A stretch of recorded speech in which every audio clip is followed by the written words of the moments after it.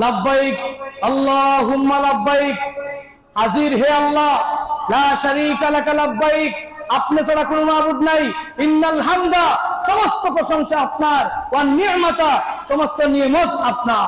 ইব্রাহিম আলাইহিস সালাতু ওয়াস সালামের এমন প্রশ্নের জবাব দিতে গিয়ে আল্লাহ রাব্বুল আলামিন বললেন, ও আমার পয়গম্বর ইব্রাহিম আলাইহিস সালাতু ওয়াস সালাম, আমি আপনাকে নির্দেশ দিয়েছি আপনি হজের ঘোষণা করে দেন। আমি আল্লাহ রাব্বুল আলামিনের দায়িত্ব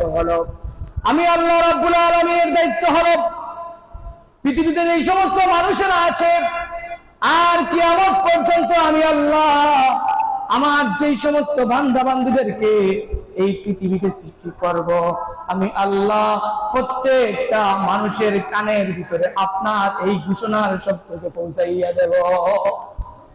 প্রত্যেকটা মানুষের কানের ভিতরে আমি পৌঁছাইয়া দেব।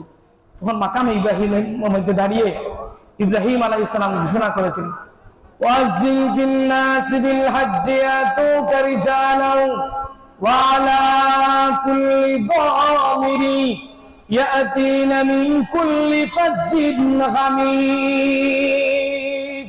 যখন ঘোষণা করছেন, যারা ছিল আল্লাহ রাব্বুল আলামিন তো সবার কানের মধ্যে পৌঁছাইছেন। যারা মায়ের গর্ভের মধ্যে তখন ছিল, মায়ের গর্ভের মধ্যে আল্লাহ রাব্বুল আলামিন এই সারাকে, এই ডাককে, আহ্বানকে পৌঁছাইয়া দিয়েছেন। আলমে আরওয়াহের মধ্যে যারা ছিল তাদের কানের মধ্যে আল্লাহ রাব্বুল আলামিন পৌঁছাইয়া দিয়েছেন।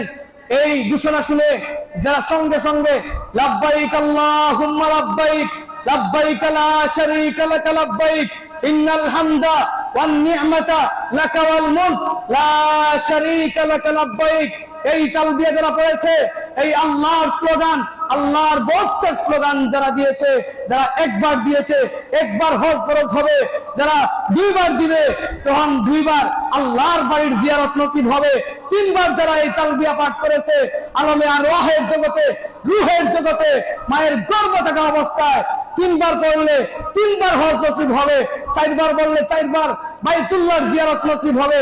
এইভাবে যদি কেউ 10 বার পাঠ করে 10 বার আল্লাহর বাড়ির দেখার সুযোগ পাবে।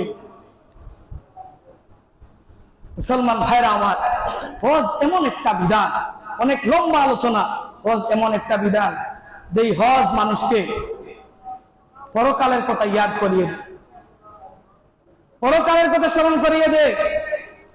দেখবেন হজের মধ্যে যারা যায় মনে হয় এক দেশের মানুষ যায়, বাংলাদেশের, আচ্ছা বিশ্বের মানুষ যায়, পুরা ওয়ার্ল্ডের মানুষ যায় হজে।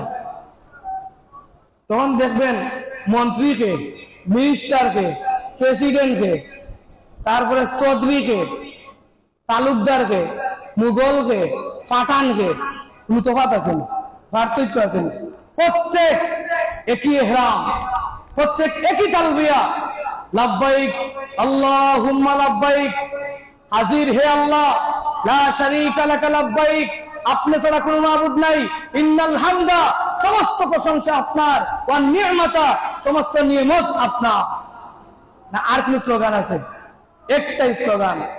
এর থেকে বোঝা যায় হজ এমন একটা বিধান যেই বিধান মানুষকে আখিরাতের কথা ইয়াদ করিয়ে দেয়।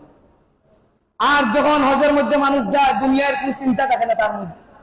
প্রকৃত ইমানদার যে আল্লাহ কোরআনের মধ্যে যে মুমিনের কথা উল্লেখ করছেন, প্রকৃত মুমিন যারা, তাদের মধ্যে হজে যাওয়ার পরে, আল্লাহর বাড়িতে যাওয়ার পরে যারা গেছেন, আপনারা ভালো করে জানেন যখন আল্লাহর বাড়ির সম্মুখীন হয়ে যাবেন তখন কিন্তু আর কোনো কিছুর কথা ইয়াদ থাকে না, বউর কথা ইয়াদ থাকে না, বাচ্চার কথা ইয়াদ থাকে না, জমির কথা ইয়াদ থাকে না, মাল সম্পদের কথা ইয়াদ থাকে না, মেল বেস্টের কথা ইয়াদ থাকে না, গাড়ি ঘোড়ার কথা ইয়াদ থাকে না।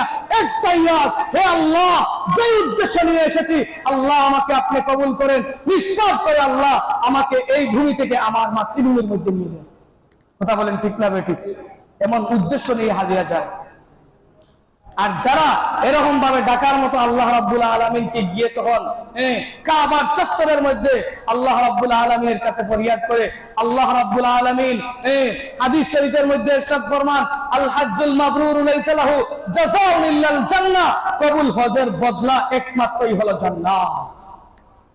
মুসলমান ইমানদার, অপর এক হাদিসের মধ্যে আসছে যারা আল্লাহ রাব্বুল আলামিনের দরবারে মাকবুল এবং মাবরুর হজ